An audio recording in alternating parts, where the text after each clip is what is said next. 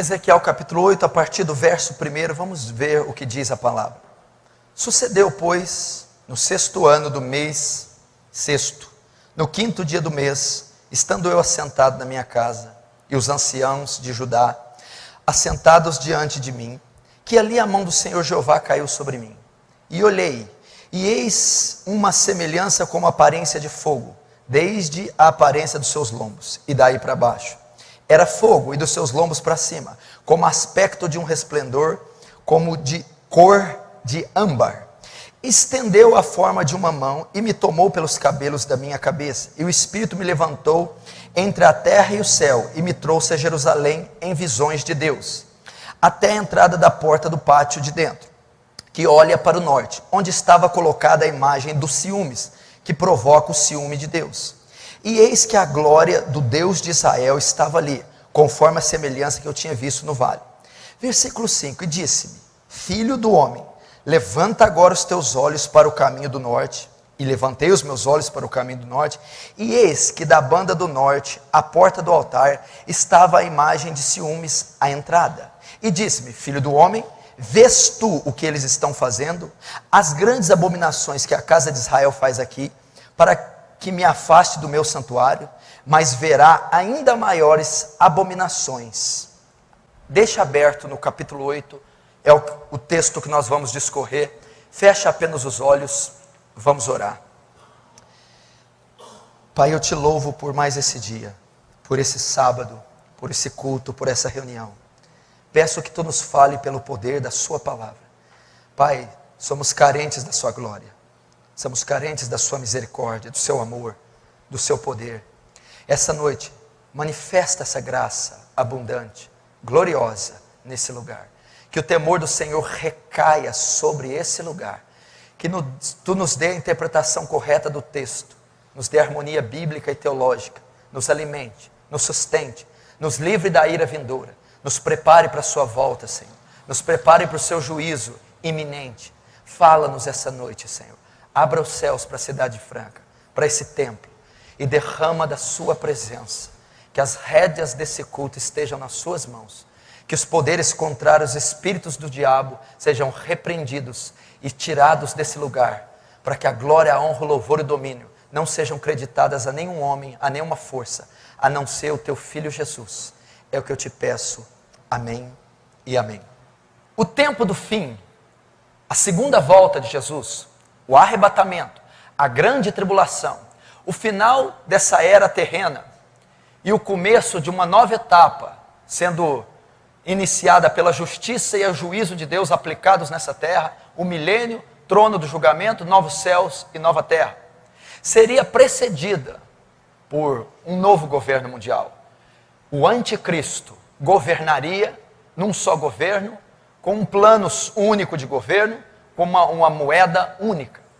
Então, essa notícia do Vaticano nos faz rever nossos conceitos, estar alerta aos acontecimentos mundiais, porque Jesus mesmo disse: ficai atento aos sinais, a figueira Israel, sinais na natureza, sinais na sociedade, sinais na igreja. E isso tudo nos leva a um estado de alerta. A igreja precisa acordar, precisa estar atenta, precisa estar em guarda, vigiando por os acontecimentos que marcarão a nossa geração. Possivelmente a nossa geração poderá contemplar um dos maiores eventos da história, a volta de Jesus, o arrebatamento, a segunda volta. Poderemos protagonizar tais cenas, seja vindo com ele, seja ficando aqui e vendo ele vir. Mas o fato é que estamos nesse tempo. É lógico que eu não vou ter nenhuma pretensão de definir datas, horários, dias específicos. Muitos caíram nesses erros ao longo das décadas, profetizando, ou supondo, ou deduzindo a volta exata de Jesus. Esses sinais, ao longo da história, sempre ocorreram. Mas a grande verdade é que a volta seria marcada pela intensidade desses sinais. Eles sempre ocorreram, mas próximo à vinda, eles iriam intensificar mais, eles seriam mais profundos, nos alertando assim. Então estamos possivelmente perto, na era do tempo do fim, e eu creio nisso. Mas a Bíblia diz em 2 Tessalonicenses que o fim, a volta de Jesus, o arrebatamento, dar-se-ia com acontecimentos que antecederiam os mesmos. O que seria? Essa notícia do Vaticano nos faz reportar ao governo mundial. Então ele diz, ninguém se engane, não será assim antes que se manifeste o homem do pecado, aquele que se levanta e que se opõe contra tudo que se chama Deus ou é de Deus e se parece com Deus. Fala da ascensão de um governo único e nós estamos assistindo aí esses rumores, a passos lentos ou a largos, não sei, mas isso está caminhando exatamente para o cumprimento profético. Quer o homem queira ou não, Satanás ou não, a profecia, a palavra de Deus vai se cumprir, não se omitirá um jota, um tio da lei, sem que tudo se cumpra. Passarão os céus e a terra, mas a minha palavra, as minhas palavras não passarão. Mas há um outro fator que eu quero abordar e usar, fazer um paralelo com Ezequiel capítulo 8, que o mesmo Paulo, na segunda carta aos Tessalonicenses, dá outro sinal da segunda vinda de Jesus, do arrebatamento, dessa era que marcaria o tempo do fim. Ele diz, ninguém vos engane, não será assim antes que se manifeste a apostasia. A apostasia marcaria também o tempo do fim, e logo após, ou simultaneamente, a ascensão do governo mundial. E é sobre essa apostasia que Paulo ali vai falar, que Paulo ali vai colocar como base e fundamento para o tempo do fim, ou como uma situação, um tempo, uma fase da igreja, que mostraria então que o fim também estaria próximo. A apostasia. O que é a apostasia? O abandono da fé, a rejeição dos princípios bíblicos, o esfriamento, afastar-se do alvo, isso é apostasia. Rebelião, desvio da fé, desvio dos princípios bíblicos. E isso tem acontecido de forma assustadora. Assustadora. Essa palavra profética, essa fase que a terra e a igreja, o povo de Deus, iria submeter, enfrentar a apostasia. Nós temos visto isso em larga escala, em passos largos acontecendo, as sã doutrinas sendo deixadas de lado, as escrituras sendo deixadas de lado, os princípios bíblicos e teológicos, fundamentados, extraídos apenas das escrituras, sendo deixados de lado, igrejas tradicionais, igrejas centenárias, o cristianismo histórico sendo arruinado, sendo esquecido, abandonado, dando início a uma era e uma fase de aberrações, heresias, dando abertura para uma fase de escuridão, de trevas, como na Idade Média, antes do advento da Reforma, nós não havíamos visto. A apostasia. Temos visto o pecado na igreja, temos visto as ciências seculares tomando as rédeas do altar, temos visto nos ramos acadêmicos, filosofia, secularismo, evolucionismo, psicologia, entrando realmente nos alicerces bíblicos, eclesiásticos, teológicos, e sutilmente tomando o lugar da sã doutrina, levando a eclésia, levando a congregação, a cristandade, se apostatar, se esfriar, lenta, furtivamente, sorrateiramente, sem sequer que a maioria esteja percebendo que isso está ocorrendo. Mas isso é de fato um cumprimento que aquele que tem pesquisado, estudado, ou sido sensível à voz do Espírito Santo, tem se assombrado com o volume, com a intensidade que isso tem ocorrido dentro da igreja. Vejamos no capítulo 8, no versículo 1, o que a palavra do Senhor diz. Sucedeu, pois, no 6º ano do mês 6º, no 5º dia do mês, estando eu assentado na minha casa, e os anciãos de Judá sentados diante de mim, que ali a mão do Senhor caiu sobre mim. E olhei, e eis que uma semelhança como a aparência de fogo, desde a aparência dos seus lombos, e daí para baixo, era de fogo. E a parte C, como aspecto e resplendor, como cor de âmbar. Versículo 3, estendeu a forma de uma mão, me tomou pelos cabelos da minha cabeça, e me levou o Espírito até Jerusalém. Até aí. O ministério de Ezequiel, para você ter uma ideia, está narrado esse capítulo. Esse texto é extraído do capítulo 8 de Ezequiel. Ele dá aproximadamente na pior era do Antigo Testamento.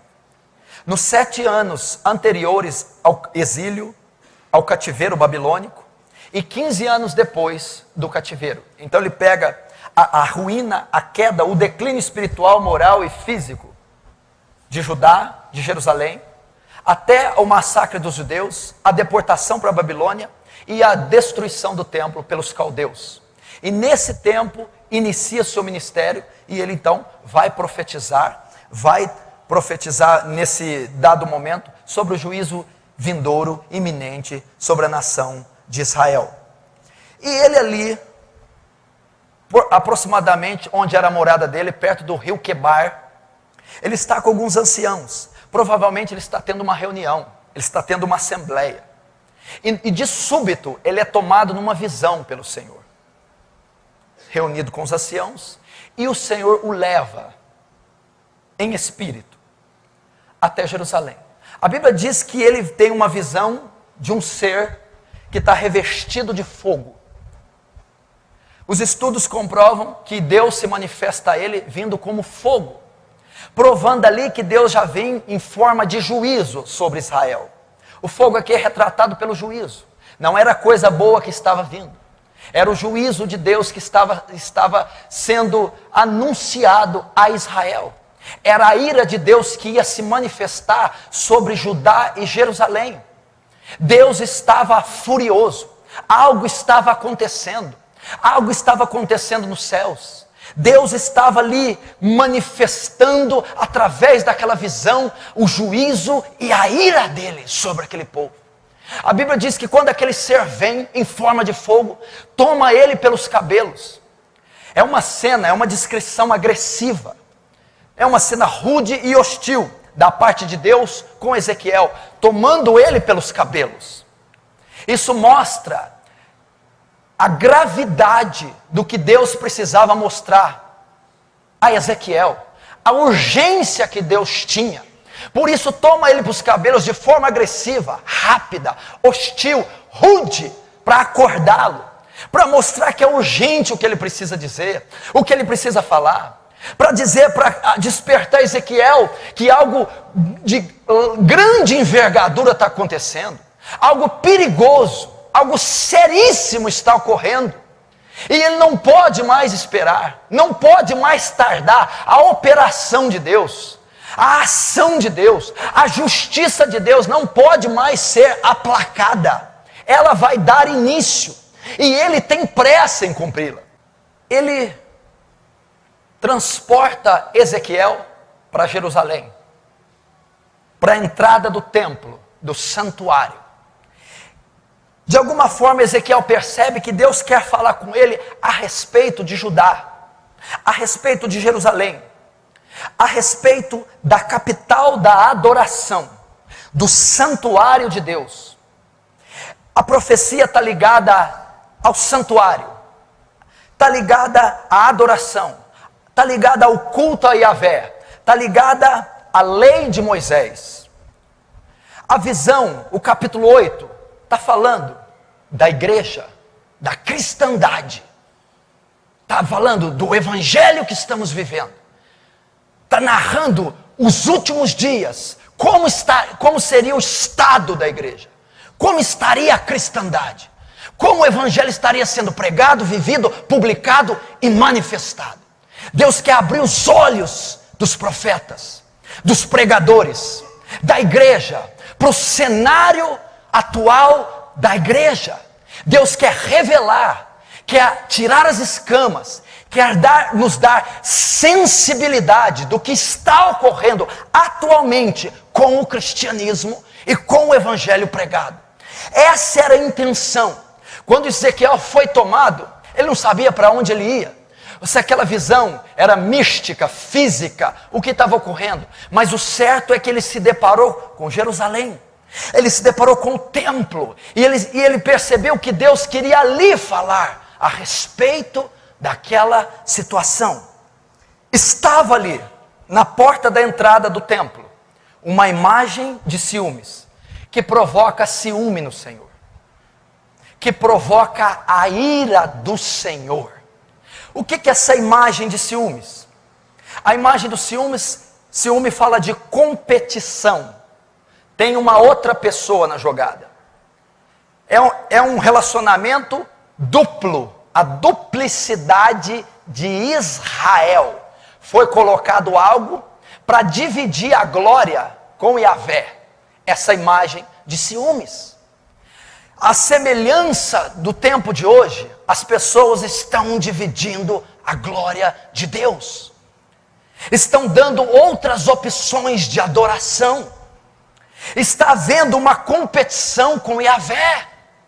Ele está sendo substituído por outros deuses, crenças, por outras formas de adoração. Logo na entrada, se você notar, no início, pode-se dizer que Satanás está trabalhando para que a nova geração de conversos, no início da sua fé, já tenha que dividir entre Yahvé e um outro Deus parecido com ele. Logo no início, vai ser tão sutilmente bem feito, bem colocado, que muitas pessoas não diferenciarão o santo do profano, Baal de Jeová, Mamon do Senhor Jesus. Eles não diferenciarão. Foi ali que está sendo posta, sutilmente. E a imagem de ciúmes é para competir com Jeová. É para substituir o Deus Todo-Poderoso. É para substituir a lei de Moisés. É para substituir o santo, sacro evangelho de Cristo. Foi colocada na porta para competir.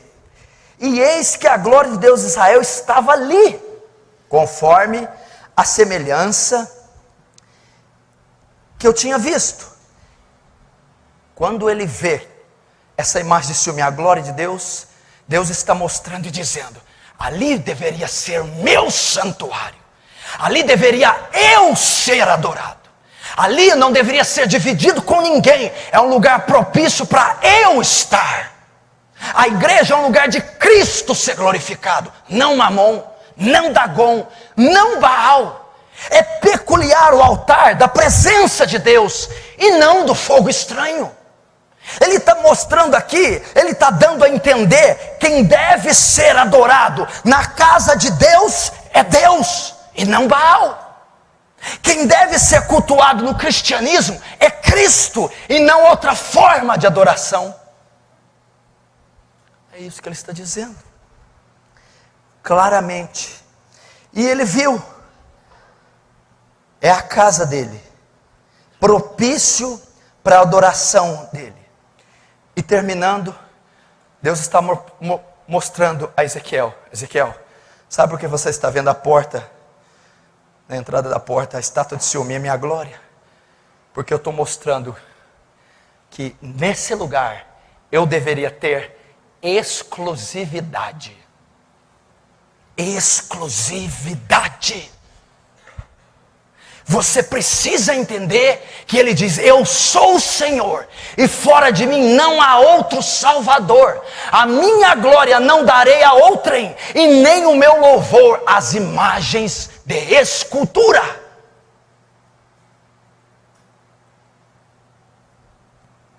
Ele viu, mas a imagem estava dizendo, sabe o quê? Sabe o que é a imagem de ciúmes? Por que tem que ter um competidor com Yahvé? Por que tem a ver maneiras e métodos antibíblicos de adorar a Deus, entendendo assim falsos deuses? Porque a geração atual está dizendo: Deus não é suficiente. O evangelho não é suficiente. A morte vicária não é suficiente. Então nós precisamos colocar um Deus paralelo, que atinja nossas expectativas, que Yahvé, que Jeová, que o Todo-Poderoso não está atendendo. É isso que as seitas, heresias dessa época, dessa geração, têm feito com Deus.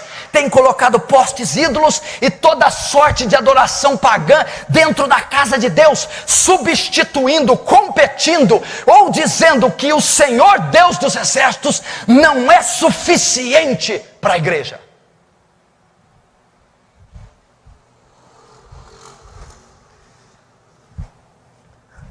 Só que presta atenção, o versículo 5: e disse-me: filho do homem, levanta agora os teus olhos para o caminho do norte. E eu levantei os meus olhos para o caminho do norte, e eis que da banda do norte, à porta do altar, estava a imagem de ciúmes. Preste atenção, veja só, no capítulo 4 estava a imagem, porém Ezequiel não havia visto. No versículo 5, Deus estava vendo que Ezequiel não tinha a visto, e diz para ele: levante os teus olhos para o norte, para que você contemple a imagem. Você não está vendo ela ainda.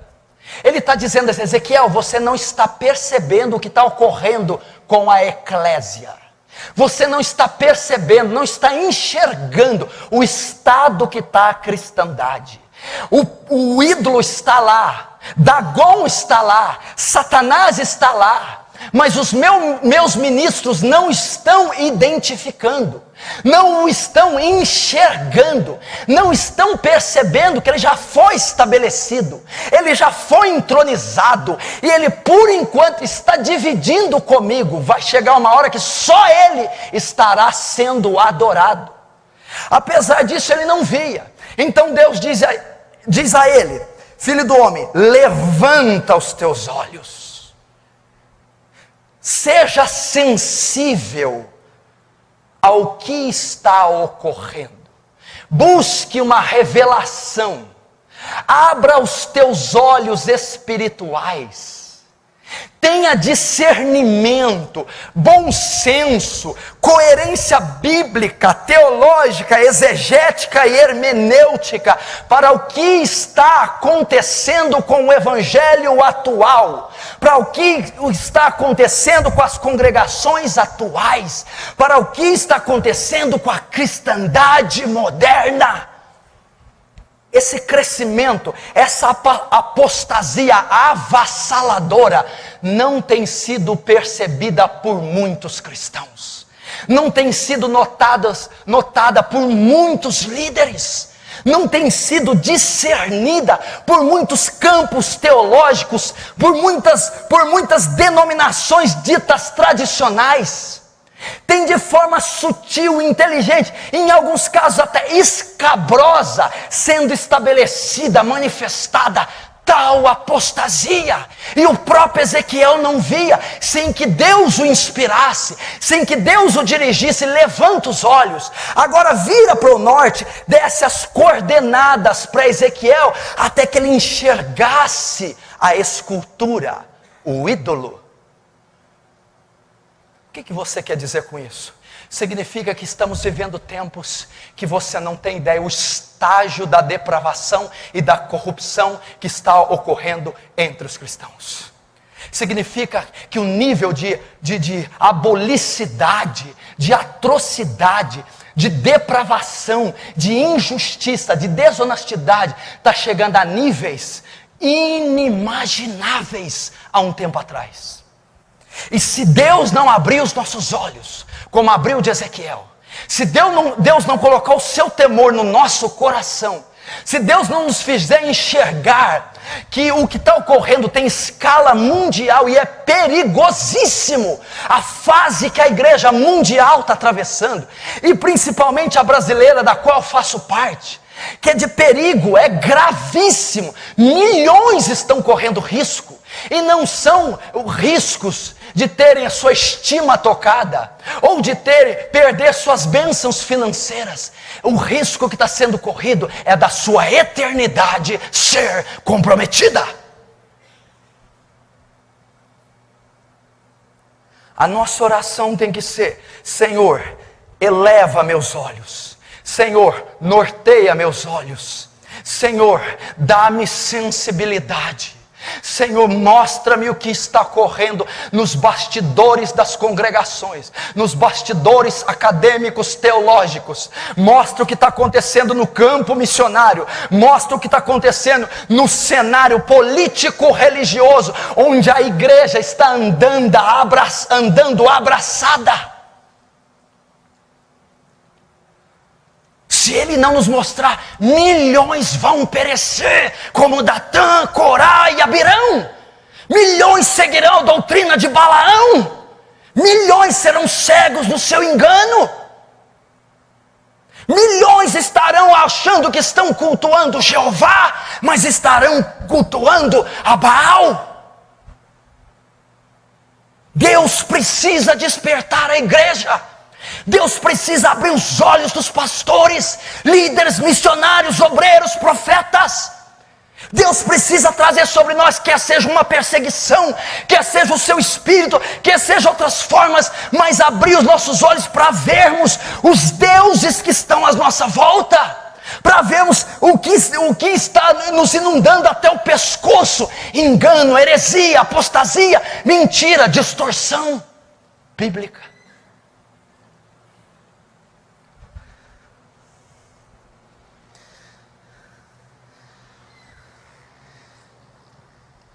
A parte B do 5, capítulo 8, versículo 5.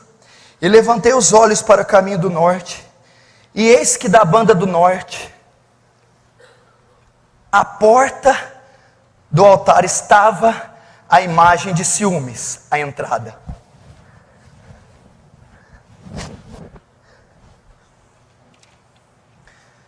O que a Bíblia fala?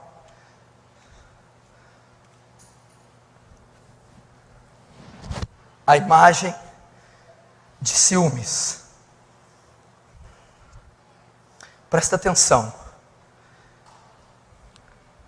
Ele leva Ezequiel até a entrada da porta do altar. Essa porta ficava em frente ao altar. E essa imagem estava colocada ao lado, próximo à porta que levava até o altar. E a Bíblia diz que ele teria que olhar da banda do norte. Era posicionada no norte que a estátua está. Por que ele fala norte? Porque seria um deus do norte. Essa estátua faz alusão a dois deuses. Ou Asera ou Baal. Baal era comumente chamado Deus do Norte. Provavelmente era um ídolo, uma imagem de Baal que estava sendo colocado na entrada do templo. Era isso que foi colocado, foi isso que Ezequiel viu. E o que isso mostra?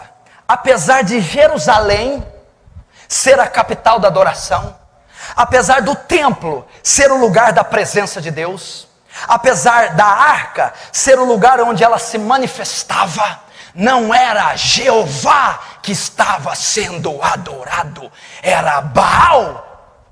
Apesar da igreja ser ambiente de culto exclusivo a Deus, apesar dos templos cristãos terem sido feitos, inaugurados para louvarem o Espírito Santo, apesar de haver os sacramentos da igreja, batismo, santa ceia, apesar da literatura cristã ser exposta, na congregação não é Jeová que está sendo adorado,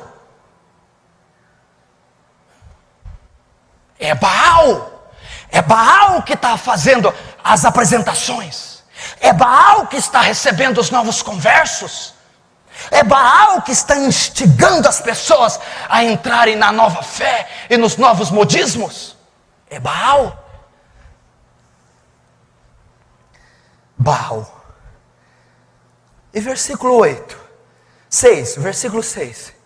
E disse-me: filho do homem, vês tu o que eles estão fazendo? As grandes abominações que a casa de Israel faz aqui, para que me afaste do seu santuário?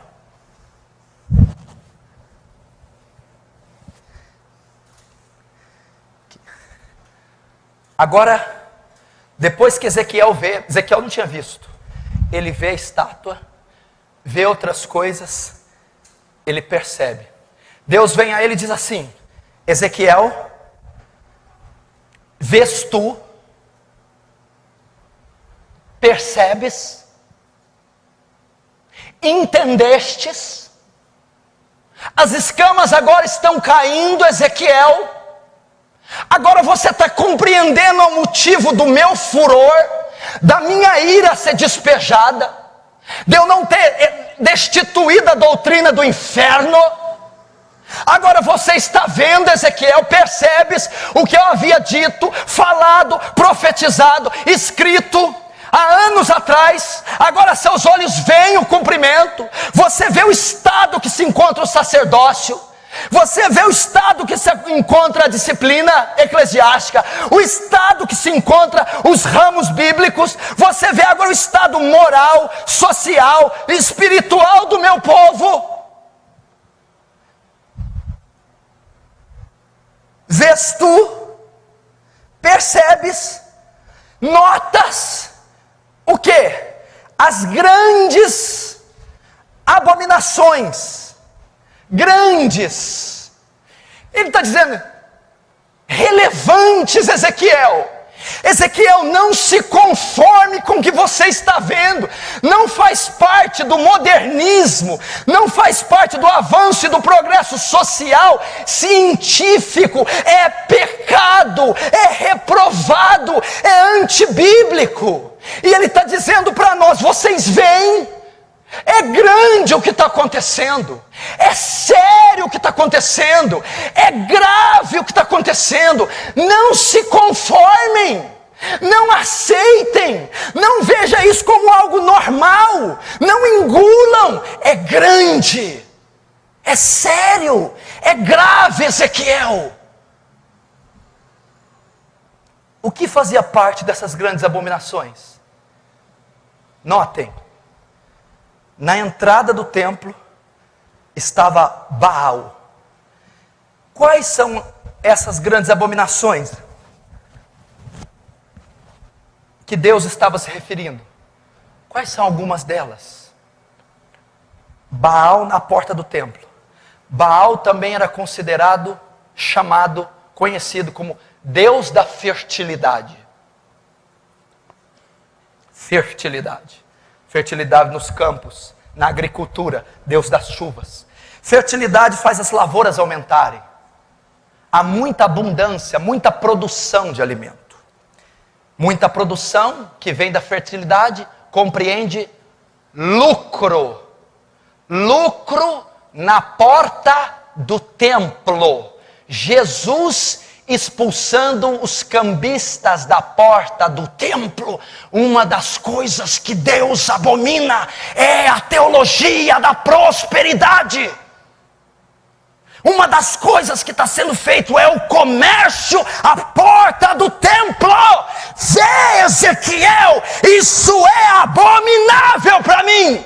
Eu abomino o comércio envolvendo o meu santo evangelho. O comércio das almas, o comércio da fé são grandes, relevantes, sérias abominações.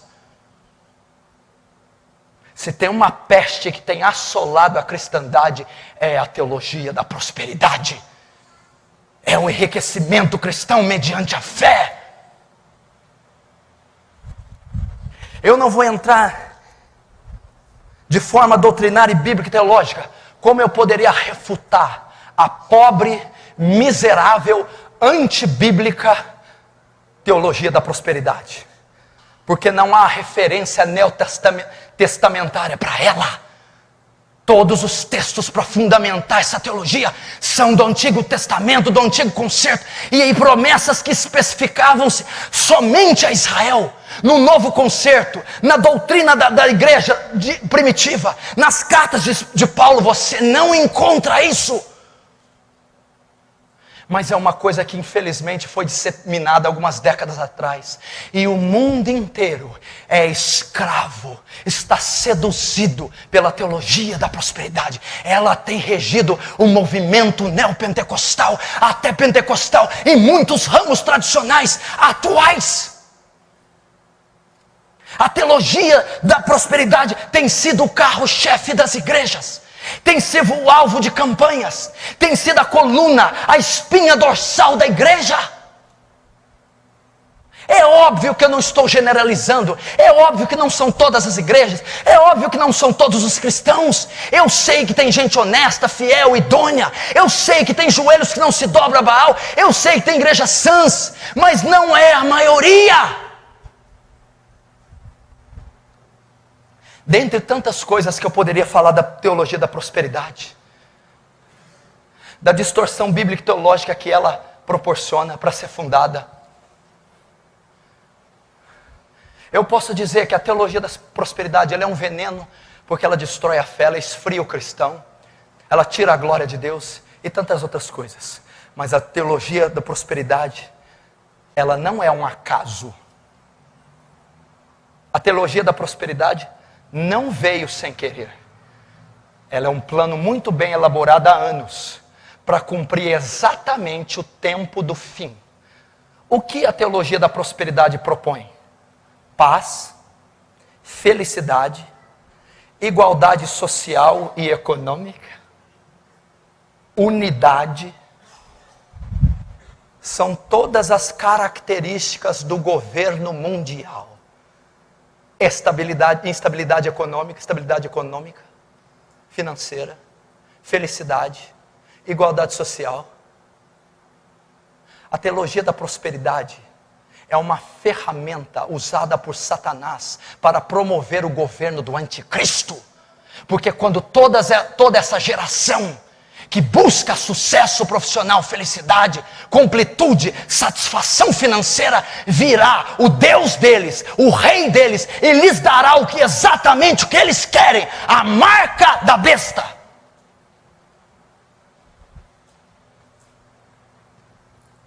Ele vai dar o que o povo quer. Romanos 1 diz que a depravação do homem chega a tamanho grau que Deus os entrega às paixões para fazer como querem. Vocês querem? Então se explodam. Vocês querem? Se esbaldem no pecado. Tomem o que vocês querem até se saturarem, até terem overdose. A palavra diz em 2 Timóteo 4:1 que nos últimos dias muitos apostatarão da fé, dando ouvido a espíritos enganadores e a doutrina de demônios. 2 Timóteo 4:1 diz que tendo comichão no ouvido, está falando da cristandade, não é para líder agora não, é para cristã, para o povo.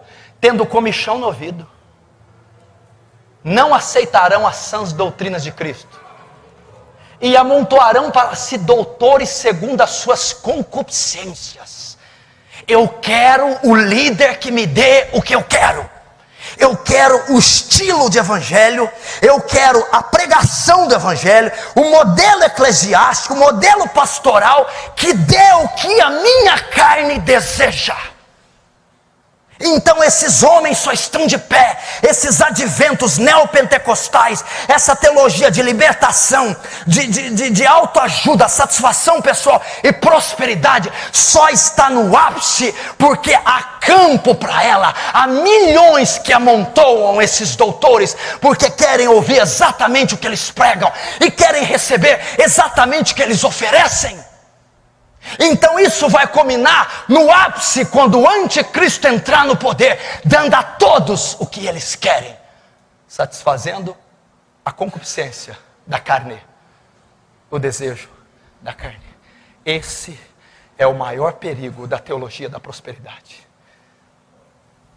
Quando o anticristo se ascender no poder, não vai haver nenhuma oposição quanto ao seu governo. Afinal de contas, todos estarão esperando esse tipo de Messias, que dê tudo que a carne deseja. Era isso. Os cambistas na porta do templo. Comércio na igreja. Merchandise, mídia, marketing, lavagem de dinheiro, corrupção, política, engano, extorsão, toda a sorte de coisas ilícitas envolvendo dinheiro fariam parte do último tempo de parte da igreja. É o que temos visto. Continuando no versículo 6, na última frase. Mas verás ainda maiores abominações do que essas. Palavra de Deus, palavra profética. À medida que o tempo for passar, a pecaminosidade do homem chegará a um estado deplorável. À medida que o tempo passar, as abominações ganharão mais terreno, mais corpo, mais consistência. A boca do Senhor é o que o disse. Assustaste com isso, Ezequiel? Arrepiaste com isto? Escandalizastes tu? Pois espere, porque coisas piores virão. A mesma coisa Deus está dizendo a nós. Não se assustem. É mistério que tudo isso aconteça.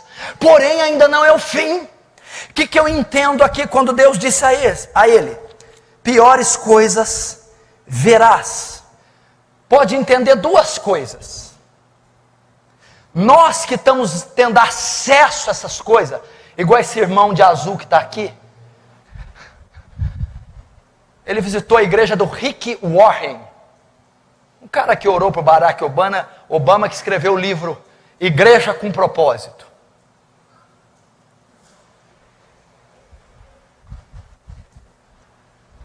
Ele se assustou com a abolicidade, se assustou com a abominação da estrutura bíblica espiritual da igreja, porque Deus revelou a ele o que ele não tinha visto. Deus está mostrando a você o que você ainda não viu, tendo acesso a conhecimento, a vídeos, a situações, está sendo exposto à abominação no meio cristão. Só que ele ainda diz, coisas piores poderão vir, de duas maneiras. Primeira, ou ele vai nos mostrar coisas piores que nós não sabemos a ponta do iceberg. Vai nos levar, alguns homens, alguns profetas, alguns ministros, algumas igrejas contemplarão, chegará aos seus ouvidos, eles verão abominações maiores, terão conhecimento de fatos escandalizadores, terão conhecimento, será revelado a alguns o pecado, a corrupção, o engano e a mentira e as heresias que estão infiltradas no meio cristão. Isso pode ser uma das coisas que compreende, coisas maiores verá. Ou ele está dizendo, eles estão no nível de pecaminosidade, eles ainda não têm coragem de dar a irmã cristã selinho na outra irmã, eles ainda está contida a pecaminosidade, mas eles ainda entrarão no estado de maior depravação. Vai haver escândalos envolvendo cristãos mais abomináveis ainda. É o que ele está dizendo. É a palavra do Senhor. Os dias que antecederiam a vinda de Jesus seriam semelhantes aos dias de Ló. Sodomia, aberração. Não adianta eu pregar uma palavra enfeitada com perfume de jasmim. É o juízo e a ira de Deus sendo despejada nesse século. E ele está dizendo, não, não, não, não. Apóstolos, discípulos, por que vocês estão assustados? Isso é só o princípio das dores. Ezequiel não, calma, verás coisas piores. Ou a informação que nos chegará nos fará ver coisas piores, ou eles protagonizarão cenas mais escandalosas. Continuando, versículo agora 7.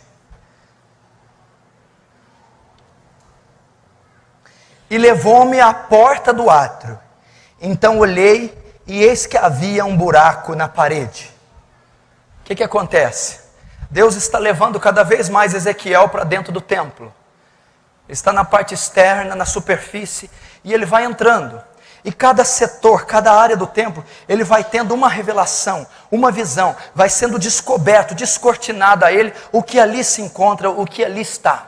Agora ele leva Ezequiel ao segundo pátio, entrando mais adiante do templo. Ele está aprofundando a visão do profeta. Ele está mostrando o que está, o que ainda está escondido de forma mais profunda, que não foi revelada. Então, da mesma forma, com o passar do tempo, dos dias, o nosso estudo bíblico, a nossa oração, a misericórdia e a graça de Deus despejada sobre nós, vai abrindo nossos horizontes, vai nos mostrando a profundidade do que está ocorrendo, vai mostrando para nós a oscilação no mundo espiritual e o que está ocorrendo por detrás de tudo que os nossos olhos veem.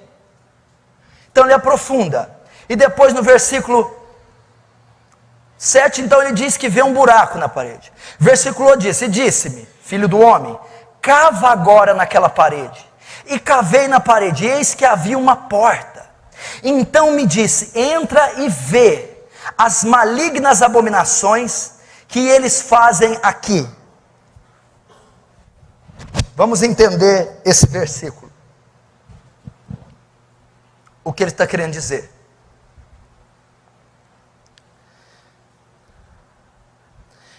Ele leva para uma outra sala, e Ezequiel se depara com um buraco na parede, vestígio de alguma coisa, mas porém ele só enxerga o vestígio. E Deus diz a ele, cava esse buraco, tira a casca, tira o grafiato. Quando ele abre o buraco, ele vê uma outra porta. Quando ele abre essa porta, ele vai ver as novas abominações. O que eu aprendo aqui?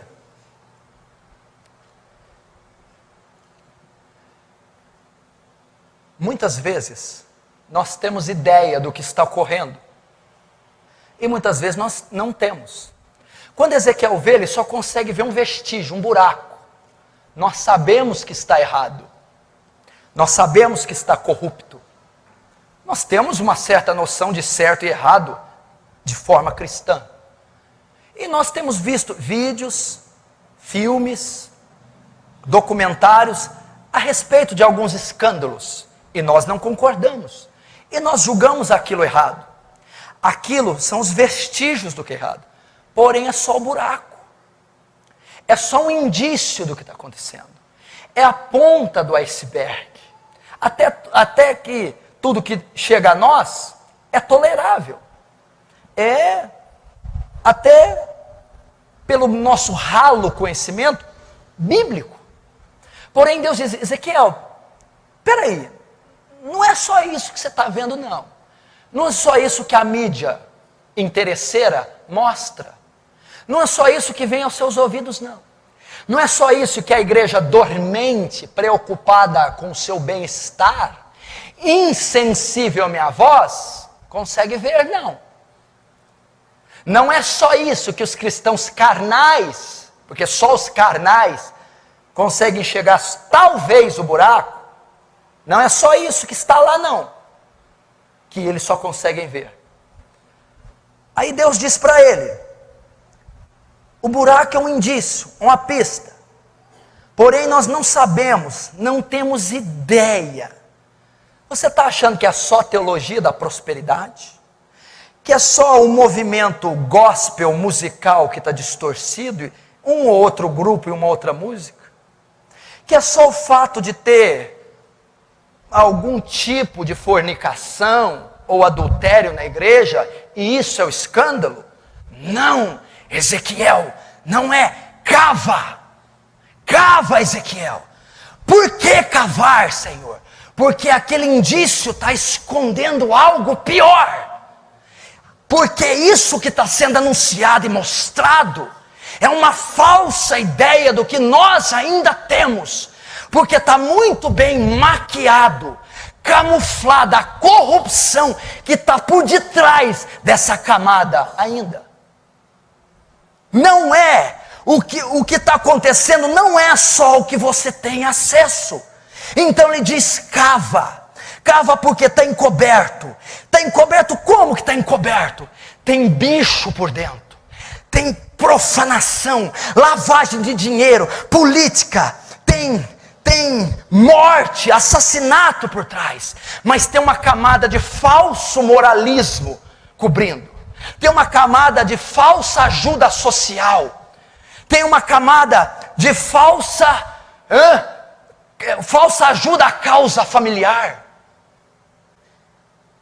Pregadores, ministros, causas, que estão aí à frente de obras sociais, que estão tentando combater leis que estão no Senado, que estão tentando trabalhar pelos viciados e os drogados, combatendo, pleiteando causas em favor da família, pregando moralismo, mostrando cara de bons, transfigurando-se ministros de luz, mas estão escondendo por dentro a lavagem de dinheiro, a corrupção, o adultério, o divórcio, a fornicação, o uso de entorpecentes. E é isso que Deus está dizendo: abre, Ezequiel, tira essa casca. Tira, porque eles são podres, eles são vis, mas deixaram um buraco, e você pode ver que eles não podem esconder o rabo por muito tempo. E quando você tira a casca, você vê, isso não é o Evangelho, isso não é o cristianismo bíblico, isso não é o Espírito Santo. Isso não é o novo nascimento. Isso não é a fé salvífica. Isso não é a justificação e a santificação pregada pelo apóstolo Paulo. Aí ele diz assim: cava. Está encoberto. Depois ele diz assim: cava, ele cavou. Agora entra. Se aprofunda, Ezequiel. Estuda, Ezequiel. Destrinche, Ezequiel. Se aprofunde nisso. Acorde, Ezequiel. Saia da ignorância, Ezequiel. Pesquise, estude, aprofunde. Quando ele abre, Deus diz: entre. Entre, você não saberá se não se aprofundar. Você não crerá nas minhas palavras só por elas, se os seus olhos mesmos não verem, se você mesmo não ir nas escrituras e ver que toda essa doutrina atual, a maioria está errada, que esse estilo de cristandade está errado, que esse evangelho que é pregado é falso. Você não só precisa cavar, tem que entrar, tem que se aprimorar, tem que conhecer, tem que pesquisar, se aprofundar, até você chegar na conclusão que Ezequiel e o Senhor das Escrituras estão certos. Ele diz então: entra e vê. Sabe o que está dizendo? Cava Livre-se dessa maquiagem moralista. Entre, se aprofunde, pesquise, ore, jejue, busque a Deus, busque nas Escrituras. E quando você entrar, verás. Então você saberá e conhecereis a verdade, e a verdade vos libertará.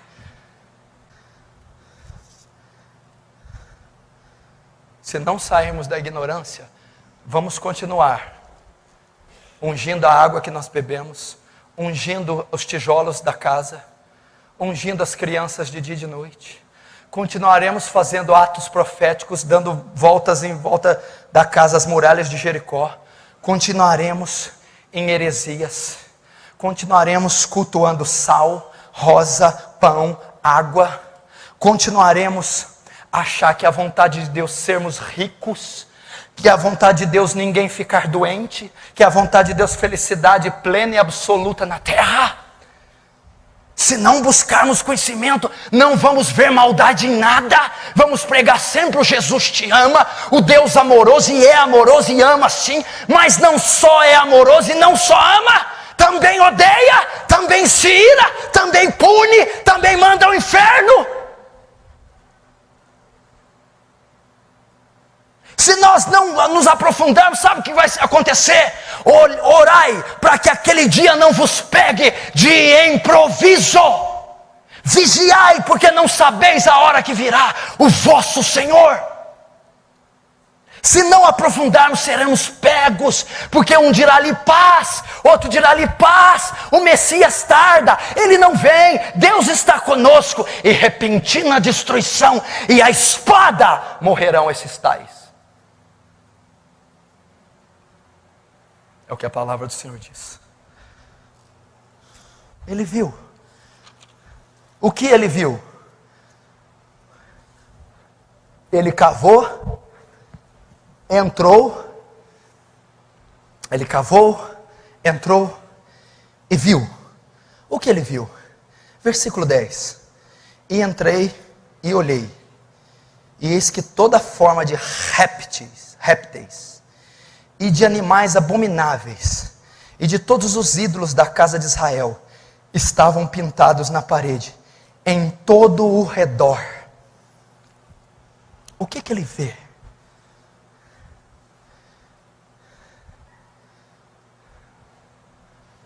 Quando ele cava, ele entra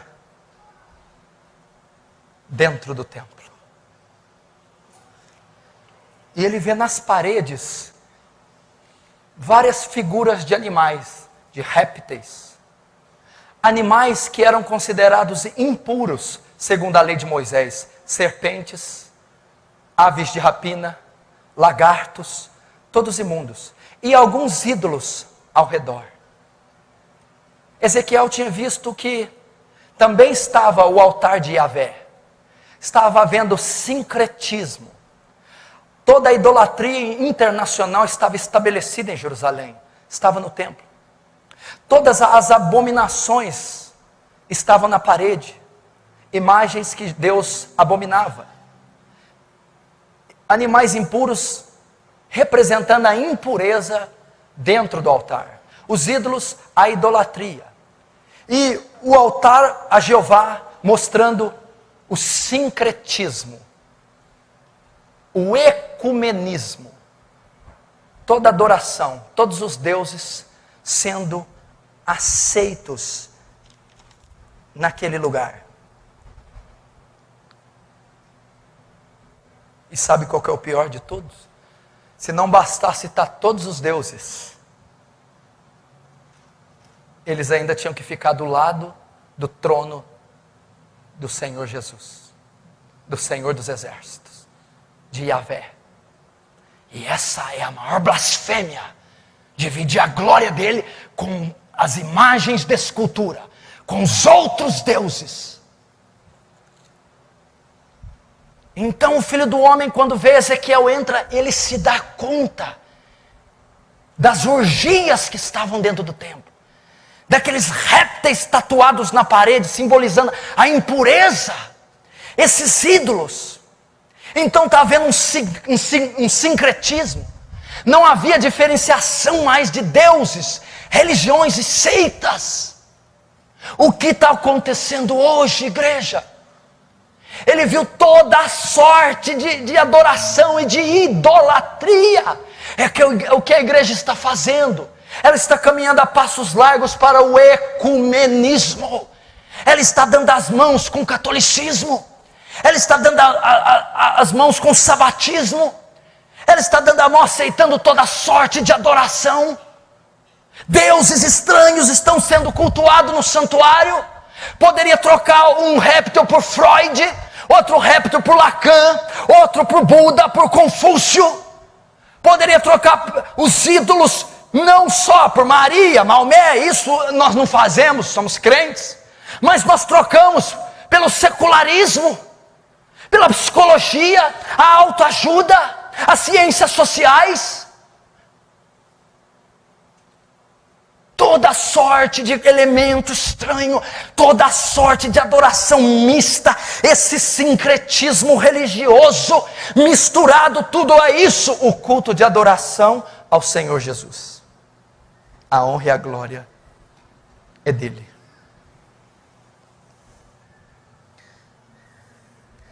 O que esse ecumenismo está trazendo? O que Ezequiel contemplou?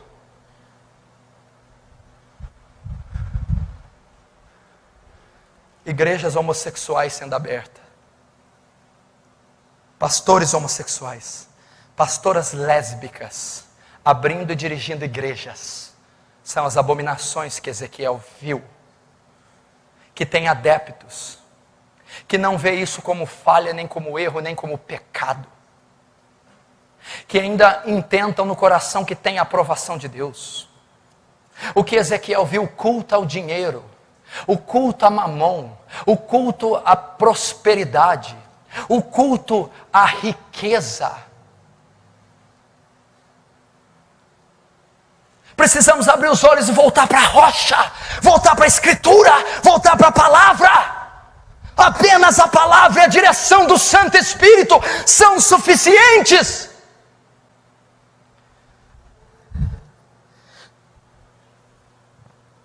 Versículo 11.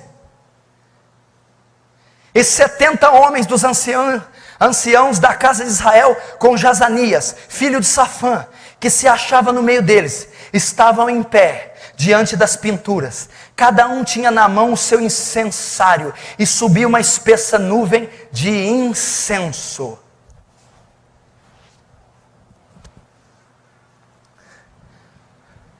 Ezequiel se depara com aquelas abominações. Você imagina o estado que Ezequiel estava, estarrecedor, vendo as imagens de répteis, os ídolos, dentro do lugar mais santo do templo.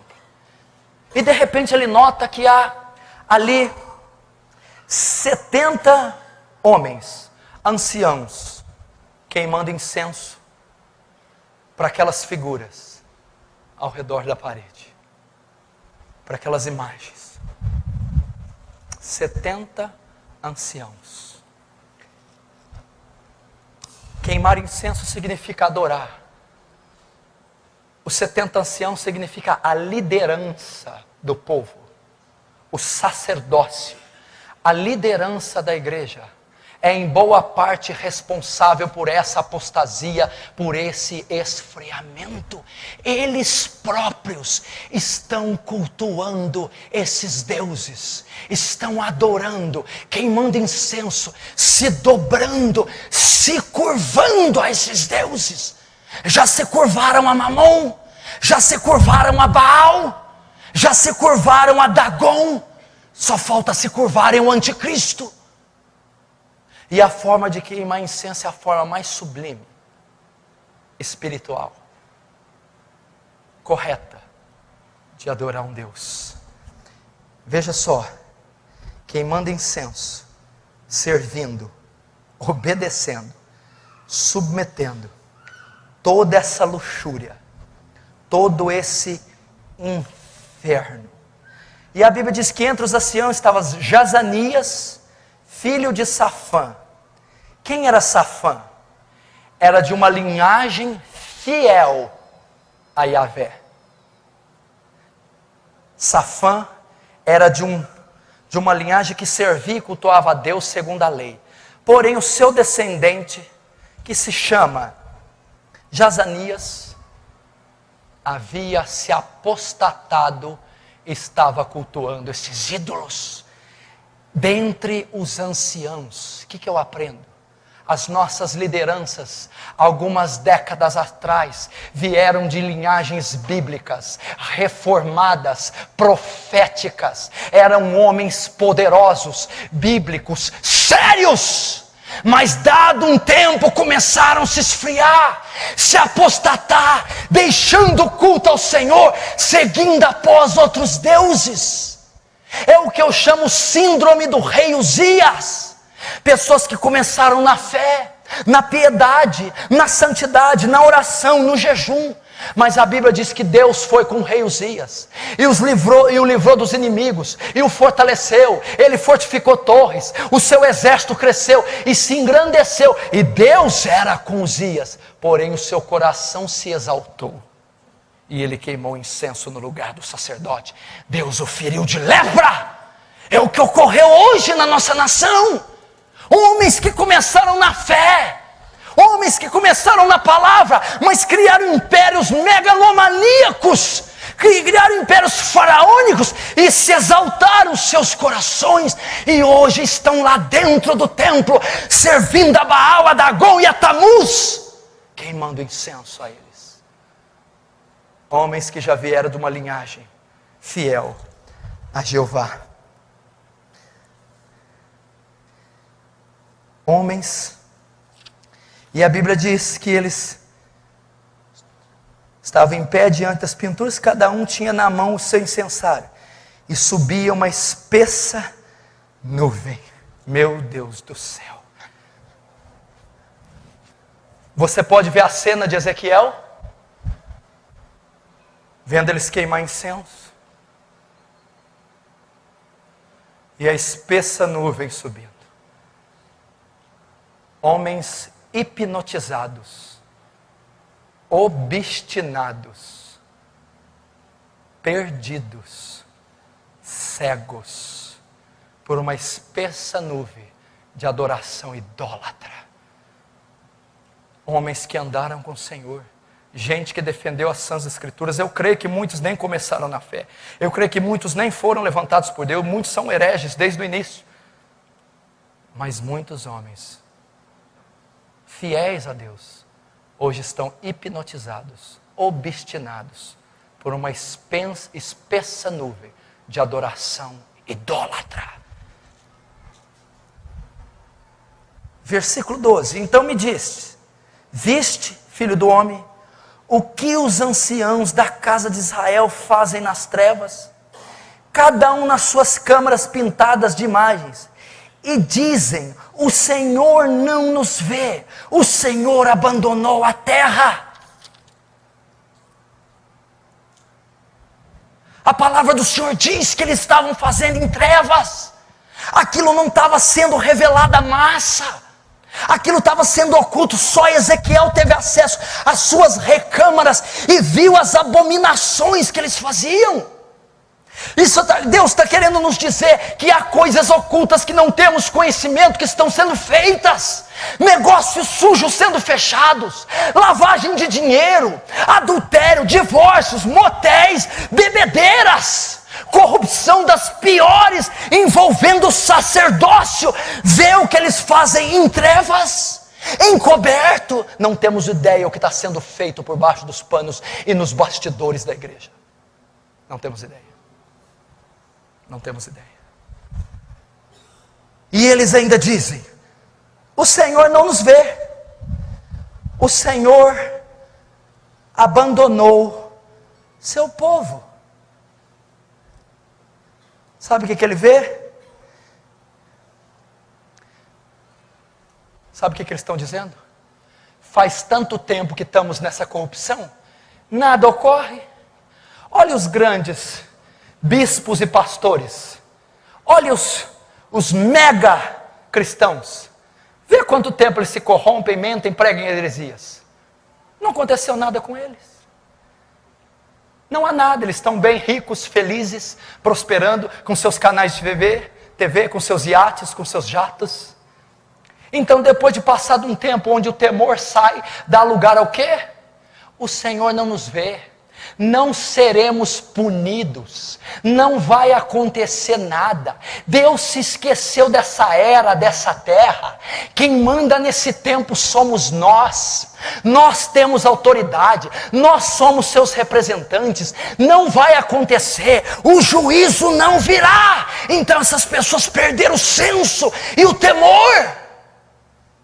E eles chegam a bater no peito e dizer: o Senhor não nos vê, Ele não nota isso. Para Ele não importa se R$1.000 foi desviado ou 100 mil. Se eu comprei um imóvel de milhares de reais e membros da minha igreja estão morrendo de fome, isso é irrelevante para Deus. Isso está no passado, eu fiz outrora. Ele não vê, Ele esqueceu. Ele esqueceu da terra, Ele abandonou. É isso que eles pensam. Não haverá juízo, não vai acontecer nada, não haverá punição. Sabe o que está querendo dizer?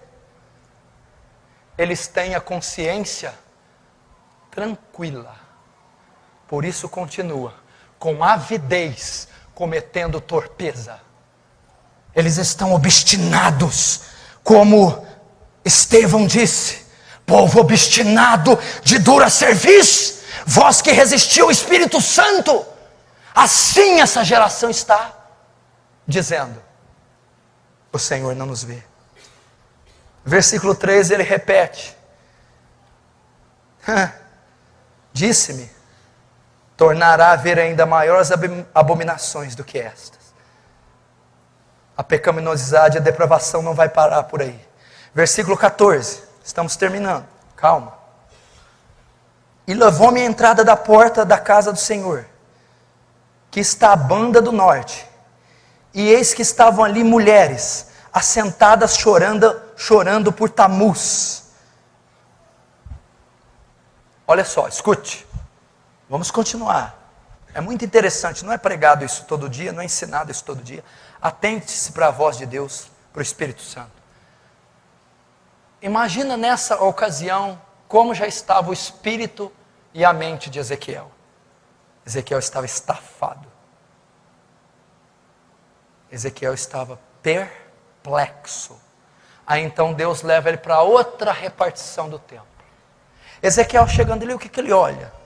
Ele vê várias mulheres ajoelhadas. E ele percebe que elas estão chorando compulsivamente. Estão fazendo escândalos, copiosamente chorando, ajoelhadas. Então ele se dá conta que elas estão ajoelhadas a um pedestal, a pés de um Deus. Então Ezequiel olha e vê que elas estão chorando diante dos pés de Tamuz. Elas estão pranteando a Tamuz,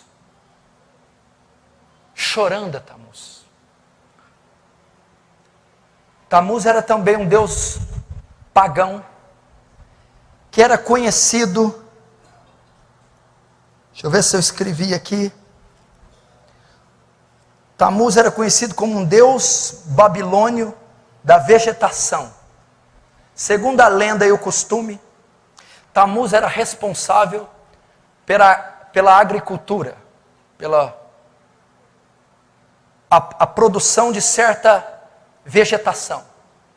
No tempo do verão, a vegetação morria, e junto com ela o deus Tamuz, para voltar só depois, na próxima estação. Então aquelas mulheres estavam chorando a sua morte. E a semelhança das chuvas que trazem produção à terra e volta a vegetação e a frutificação, assim, aquelas lágrimas trariam Tamuz de volta. Essa era a lenda babilônica. Mas o que Ezequiel notou naquelas mulheres? O que aquilo pode ser trazido para nós? Era uma espécie de culto que aquelas mulheres estão fazendo aos pés do deus Tamuz. E aquele culto era um culto de gemidos, de choro compulsivo, copioso. E eram mulheres envolvidas. Aquela repartição estava destinada às mulheres. E elas não estavam adorando de forma racional, de forma correta. Elas não estavam com a postura física, emocional correta. Elas não estavam adorando Deus verdadeiro. Deus traz para nós também, com relação às mulheres cristãs de hoje, o que está acontecendo com as mulheres cristãs. O que eles estão arrumando com as mulheres cristãs. Estamos vivendo um tempo que a mulher cristã está totalmente deslocada. Ela não sabe o seu perfil no corpo de Cristo. Ela não sabe o seu lugar no corpo de Cristo.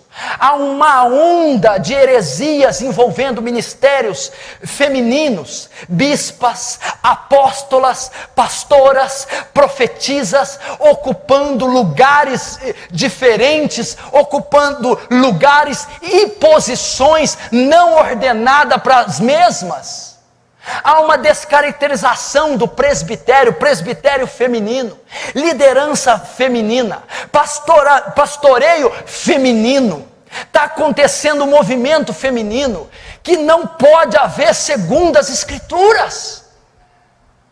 Elas estão deslocadas, perderam o seu perfil de auxiliadoras, perderam o seu perfil de coadjutoras, perderam o seu perfil de intercessoras, perderam o seu perfil de serem castas, donas de casa, virtuosas, sábias, para pleitearem cargos e posições antibíblicas, trazendo maldições às congregações, aos seus lares. Em contrapartida, há um ramo também que está semelhante às mulheres chorando por Tamuz, ministérios feitos por mulheres que são regidos por choros compulsivos, choros proféticos, dores no ventre, dores no parto, mulheres que têm os sentidos arrebatados. Aqui mostra ministérios de intercessão das igrejas neopentecostais, os ministérios de intercessões femininos atuais. São multidões de mulheres se reunindo e começam a chorar, soluçar, rolar ao chão, sem lógica, sem alvo, sem respaldo bíblico. Pessoas que começam a gemer, emitir sinais estranhos, a desmaiar, a rolar. Mulheres que dizem que são cheias do Espírito Santo, dizem que estão gerando almas chorando daquele jeito, dizem que estão gerando avivamento chorando, orações incoerentes, balbucios incoerentes, manifestações incoerentes. É isso que está acontecendo com as mulheres cristãs. Elas não estão tendo a dignidade necessária, a postura necessária de uma mulher íntegra, inteligente, casta, honesta, espiritual, sábia, madura, mas estão reduzindo, submetendo ela a coisas absurdas, submetendo a mulher à ridicularização, dizendo que aquilo é poder de Deus, ministério de intercessão. A palavra do Senhor diz que aquele que desvia os seus ouvidos de ouvir a lei, até a sua oração é abominável. Esse tipo de oração que geme, que rola, esse tipo de dor de parto física, não tem respaldo bíblico. E essas mulheres não estão orando, clamando ou cultuando Yahvé. É a Tamuz que requer essas lágrimas, essas compulsões, ataques de histerias, surtos de histerias femininos em reuniões neopentecostais, atitudes, manifestações transcendentais, destruindo a feminidade bíblica, espiritual, eclesiástica da mulher, reduzindo ela a vergonha ou escândalo. Quantas pessoas não estão nesses ministérios de intercessão, ministérios proféticos, profetisas, intercessoras, choros compulsivos, sem foco, sem princípio bíblico, sem alvo, sem coerência, com título de avivamento do Espírito Santo.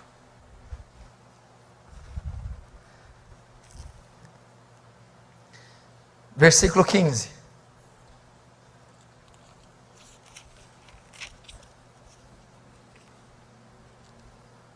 disse-me: viste, filho do homem, verás ainda abominações maiores que esta. Como eu tenho dito, né? À medida que o tempo for passando, níveis ainda maiores de corrupção serão encontrados no nosso meio. Agora o versículo 16 e 17. E levou-me para o átrio interior da casa do Senhor.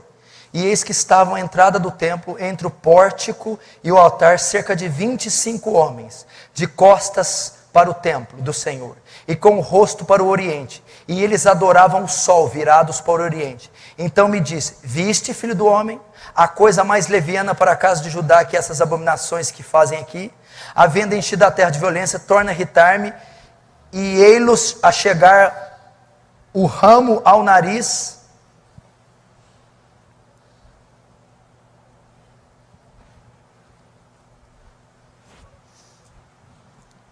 Depois, estamos terminando, calma. Preste atenção, não perca nada, isso é muito riquíssimo que você está aprendendo. Depois ele leva Ezequiel para outra repartição, entre o pórtico e o altar, tipo um alpendre coberto, o pórtico, que dava ao altar.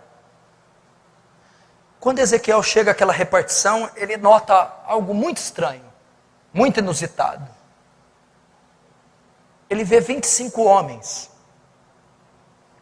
com as costas viradas para o altar, com o rosto para a porta, para a entrada, no oriente. E a Bíblia diz que eles estavam adorando ao sol.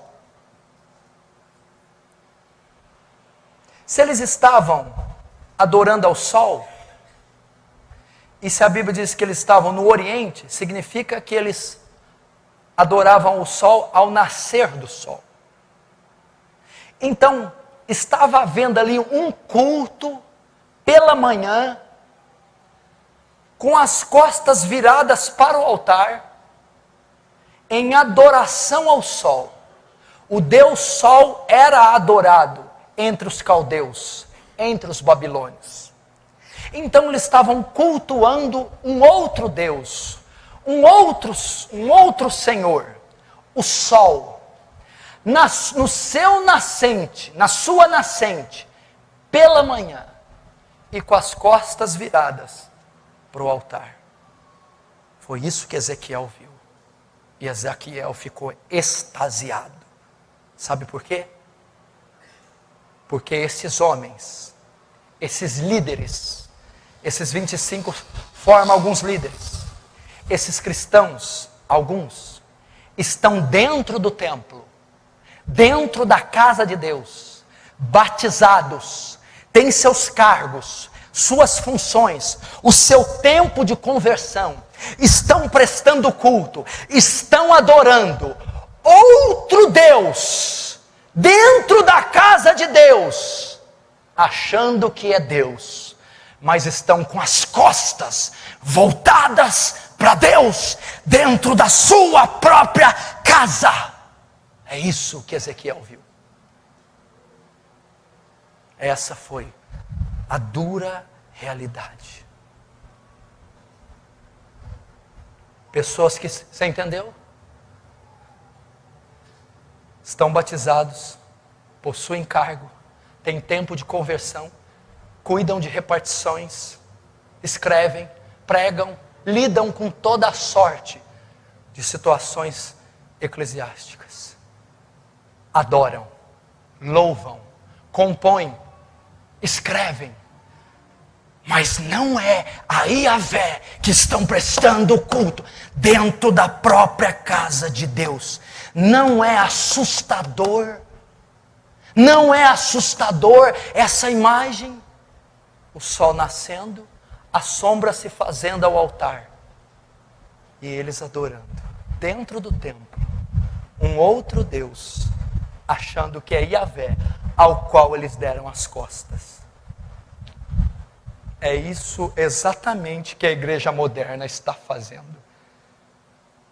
Voltaram as costas para Deus e cultuando outros deuses dentro da própria casa de Deus.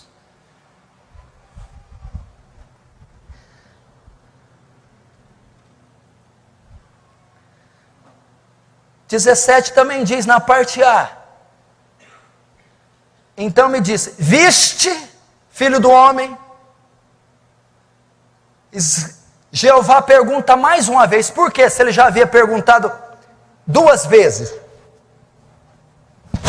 Depois de toda essa explanação que Deus está fazendo a Ezequiel, depois de toda essa explanação que Deus está fazendo a você, Ele está dizendo: vistes, compreendestes. Depois de tudo isso, agora entende o motivo do meu clamor, entende porque eu estou levantando alguns profetas em lugares distintos do globo, clamando por justiça, por juízo, clamando para que voltem a rocha, voltem a palavra, dado a profundidade, a seriedade e o estado que está a minha igreja. E com essa palavra está dizendo a vocês: agora vocês estão vendo, serviu de alerta, entendestes, vistes, compreendeste a gravidade, a profundidade do cenário religioso atual. Desperta, ó Israel, acorda do sono, prepara-te para encontrar com teu Deus. É isso que ele está dizendo. Havendo enchido a terra de violência, tornaram a irritar-me, e ei-nos chegar ao ramo, ao seu nariz. A palavra de Deus diz aqui, estudando, que esses ramos produziam odor.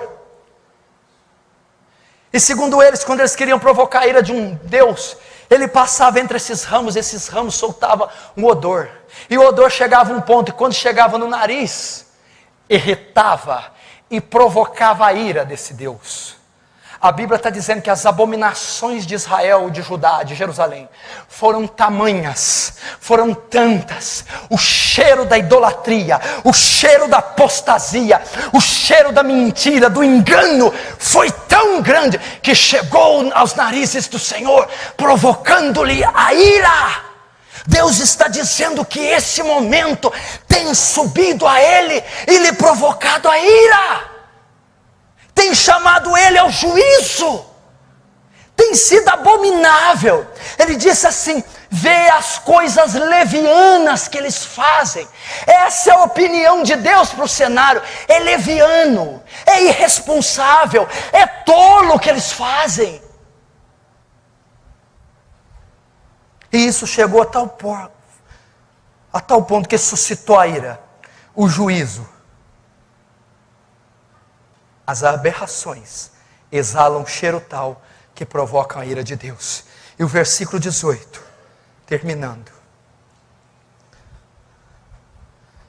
pelo que também eu procederei com furor, o meu olho não poupará, nem terei piedade. Ainda que me gritem aos ouvidos, com grande voz, eu não ouvirei.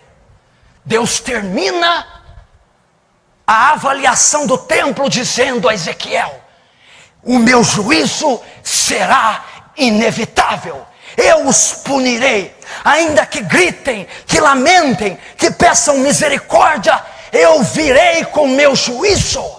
E o juízo se deu quando na terceira leva Nabucodonosor massacra os judeus e destrói o templo junto com as abominações que nele estavam. Isso foi tudo visto por Ezequiel quando estava de pé, e Deus diz: eu não tolerarei a minha casa sendo dividida com os falsos deuses, eu não tolerarei essa corrupção. Então ela é destruída e ela veio abaixo. Isso pode acontecer conosco, pode acontecer com alguns ministérios, alguns cristãos, pode acontecer com milhares e milhões desse século, se não se arrependerem, se não voltarem às Escrituras, à fé simples, ao arrependimento sincero, à obediência das Escrituras. O juízo será inevitável.